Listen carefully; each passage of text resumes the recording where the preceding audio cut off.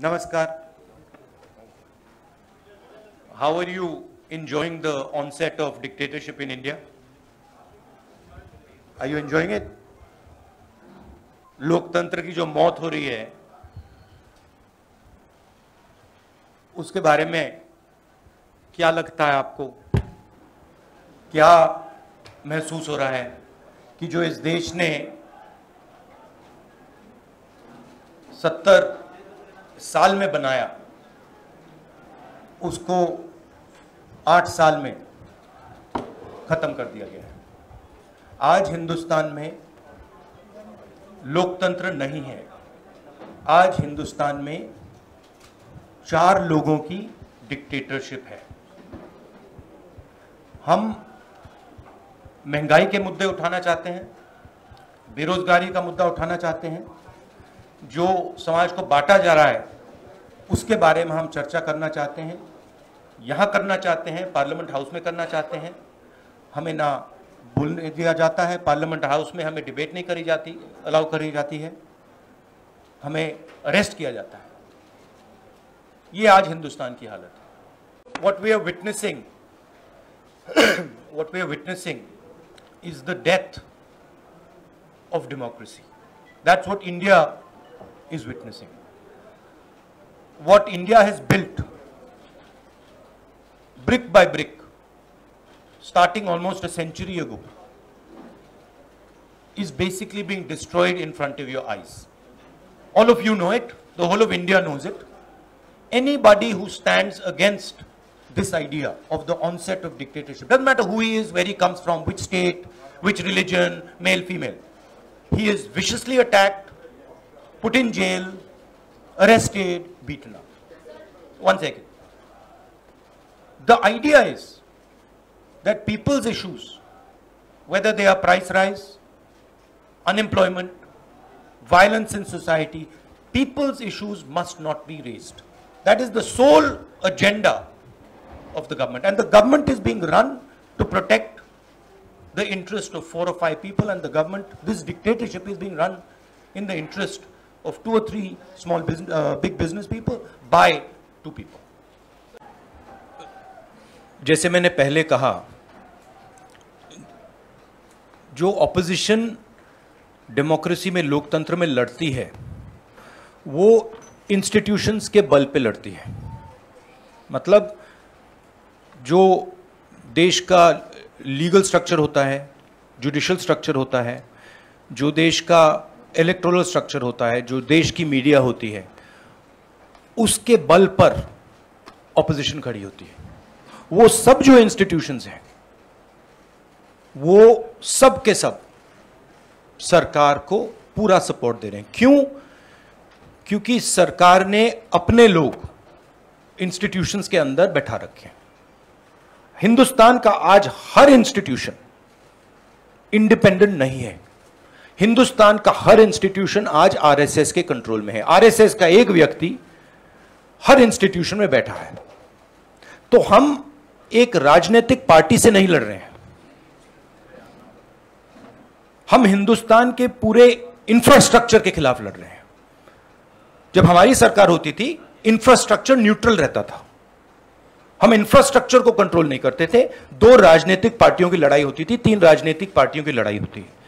आज इंफ्रास्ट्रक्चर सरकार का पूरा एक पार्टी के साथ है। फाइनेंशियल इंफ्रास्ट्रक्चर उनके साथ है।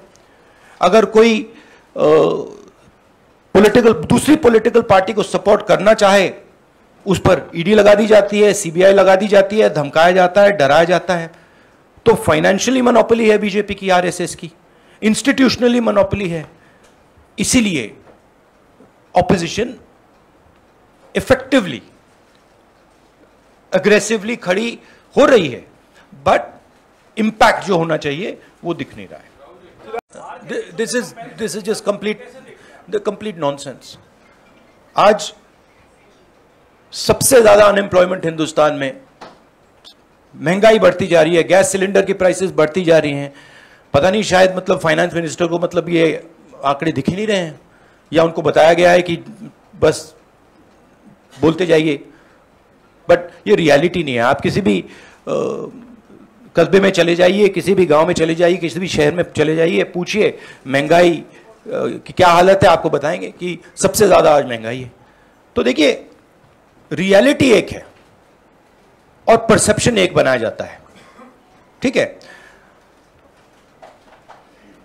कहते हैं स्टार्टअप इंडिया, ठीक है, पूरा ट्रांसफॉर्मेशन कर दिया। आप मुझे दिखाओ स्टार्टअप इंडिया है कहां? स्टार्टअप इंडिया लोगों को फायर कर रहा है, निकाल रही है स्टार्टअप्स, लोगों को सड़क पे फेंक रही हैं। कोविड में हिंदुस्तान में कोई नहीं मरा। हेल्थ मिनिस्टर आपको कहेंगे कि हिंदुस्तान का परफॉर्मेंस दुनिया के सब देशों से बेहतर था। यूएन आपको कह रहा है कि 5 million people have died, Hindustan की सरकार कह रही है नहीं वो झूठ बोल रहे हैं। गुजरात में आप जाएंगे, वहां पे मतलब लाशों के ढेर लग गए थे। गंगा में आपने देखा लाखों लोग मरे, मगर नहीं, हिंदुस्तान की सरकार कहती है यह सच्चाई नहीं है। बेरोजगारी बढ़ती जा रही है, हिंदुस्तान की सरकार कहती है सच्चाई नहीं है। महंगाई बढ़ती जा रही है, हिंदुस्तान की सरकार, उनकी जो फाइनेंस मिनिस्टर हैं, कहते हैं नहीं। पूरा कम्युनिकेशन स्ट्रक्चर उनके हाथ में। I understand one thing very clearly, the more I raise people's issues, the more I tell the truth in front of you, the more I will be attacked by the government. It's a simple thing. जितना मैं सच्चाई बोलूंगा उतना मेरे ऊपर आक्रमण होगा। मेरी प्रॉब्लम यह है कि मैं सच्चाई बोलता हूं, मैं डरता नहीं हूं, तो मैं अपना काम करूंगा, लोकतंत्र के लिए खड़े होने का काम करूंगा, महंगाई का मुद्दा उठाने का काम करूंगा, बेरोजगारी का मुद्दा उठाने का काम करूंगा, और मेरे ऊपर और आक्रमण होंगे। यह सच्चाई है। और जो धमकाता है वो डरता है। यह बात आप समझ लीजिए, जो डरता है वो धमकाता है। किससे डरते हैं?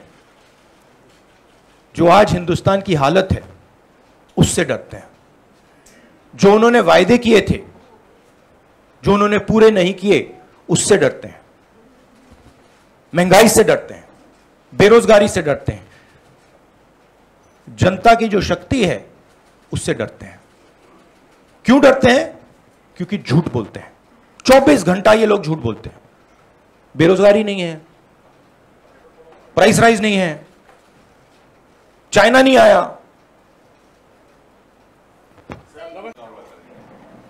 डर है ही नहीं। मुकाबला करने की क्या जरूरत है ही नहीं डर। किस चीज से डरना? डर नहीं।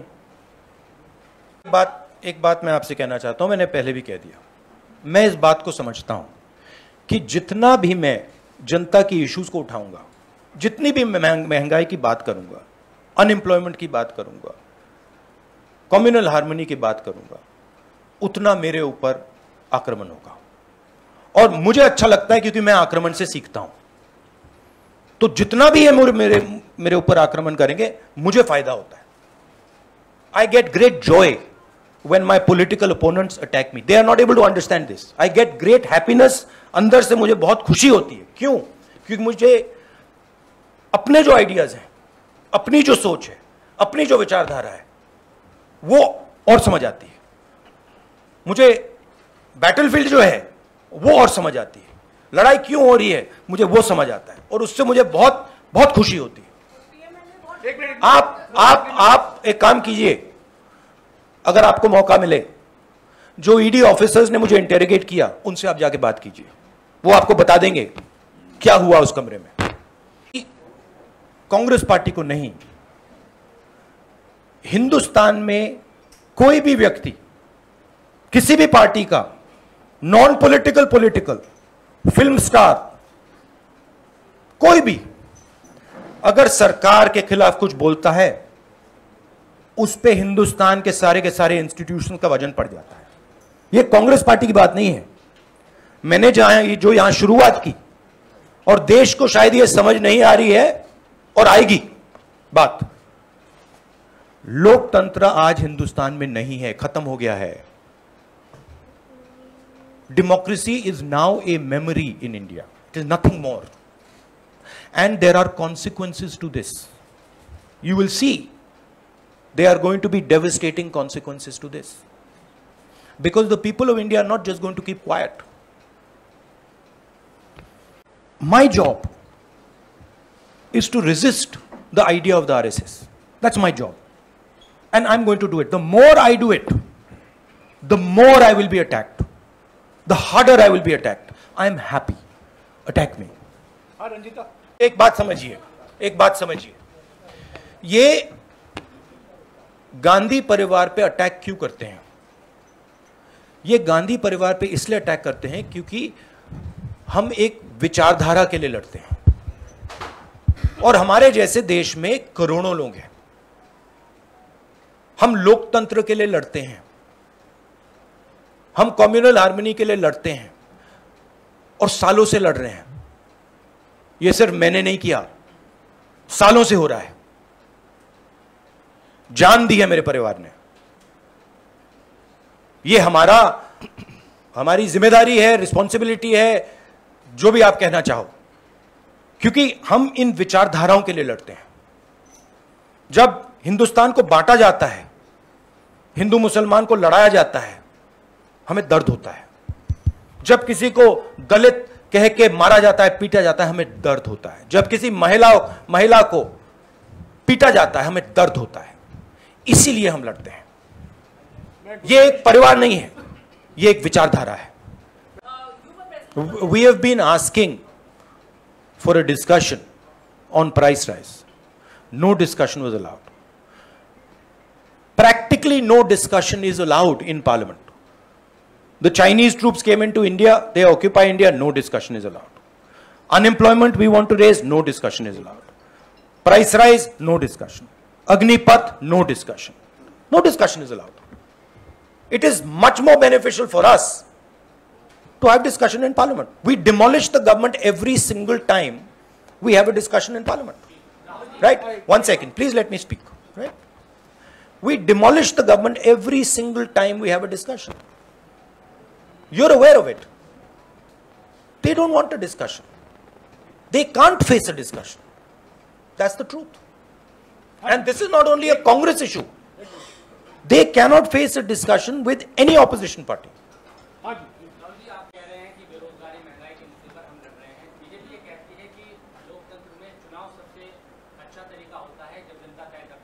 हाँ, हिटलर भी चुनाव जीत के आया था. हाँ, हिटलर भी चुनाव जीत जाता था. हिटलर चुनाव कैसे जीतता था? हिटलर चुनाव ऐसे जीतता था कि जर्मनी के पूरे इंस्टीट्यूशंस उसके हाथ में थे. उसके पास एसए थी, पैरामिलिट्री फोर्स थी, उसके पास पूरा का पूरा ढांचा था. मुझे पूरा का पूरा ढांचा दे दो, फिर मैं दिखाऊंगा आपको कैसे इलेक्शन जीता जाता है. I think the macroeconomic fundamentals that she's talking about is something else. I don't think the finance minister has any understanding of what is going on in the economy of India. Zero understanding, right? She is there as a mouthpiece. She has absolutely no understanding. If she had understanding, we would not be in the situation we're in, right? The entire job creation system of India has been destroyed. Small and medium businesses have been wiped out. We have a GST which is a disaster. Please go and ask any state and they will tell you this GST is a disaster, right? We have the highest unemployment in the country. Price rise across the board. And the finance minister is saying there is no problem. Fine. हमारा काम विपक्ष का काम है. एक तरीका चलेगा नहीं चलेगा उसको हम टेस्ट करेंगे, दूसरा तरीका टेस्ट करेंगे, तीसरा तरीका टेस्ट करेंगे, मगर हम रेजिस्टेंस को नहीं छोड़ेंगे. मैंने आपसे कहा आप जो भी करना चाहते हो करो, कोई फर्क नहीं पड़ता मुझे. It does not make me any difference. You have to understand this. You have to understand the culture I come from. It does not make me any difference. I will be the happiest person. सारे के सारे हिंदुस्तान के institutions आज RSS BJP के control में है,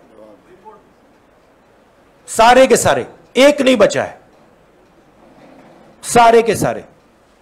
तो जो ऑपोजिशन का आइडिया है, ऑपोजिशन के ऑर्गेनाइजेशंस नहीं, ऑपोजिशन के का जो आइडिया है उस पर आक्रमण हो रहा है।